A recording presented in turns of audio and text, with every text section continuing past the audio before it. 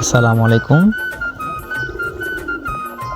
দীর্ঘদিন যাবৎ শীতের শুরুতেই আমার এই প্রিয় কবুতরগুলো একটি রোগে আক্রান্ত হয়েছে, যা আমি এখনও সেরে উঠতে পারিনি।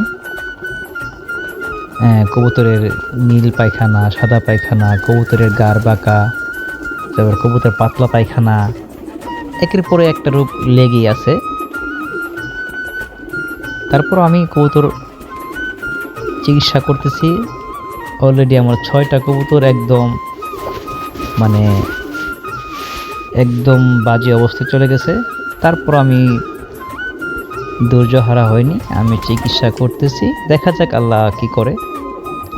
যারা কবুতর পালন করেন তারা হয়তো আমার এই কথাগুলো বুঝবেন, বা কবুতর অসুস্থ হলে কতটুকু কষ্ট লাগে যারা কবুতর লালন পালন করে তারা ছাড়া অন্যরা কেউ বুঝবেন না। আমার এই কবুতরগুলো আমার ভ্যাকসিন করা, আমার শীত আসার 1 মাস আগেই আমার রানীক্ষেতের ভ্যাকসিন করা ছিল। তার 3 মাস আগে আমার ফাউল পক্সের ভ্যাকসিন করা ছিল। মানে আমার নিয়মিত ভ্যাকসিন করা।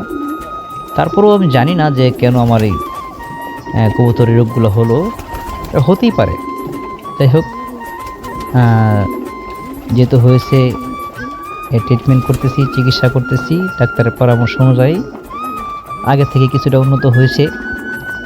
তবে যাদের এই কবুতরগুলো এই রোগগুলো হয়, মানে এটাকে মনে হয়, আমি সঠিক জানি না, ডাক্তারেরা বললো যে এটা রানীক্ষেত রোগ হয়েছে।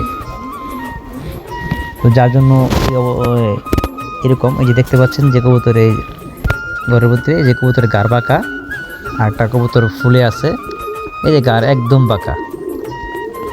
তো আমি চিকিৎসা করতেছি। 6টা কবুতরকে আমি নিয়মিত নিজ হাতে খাইয়ে দিচ্ছি।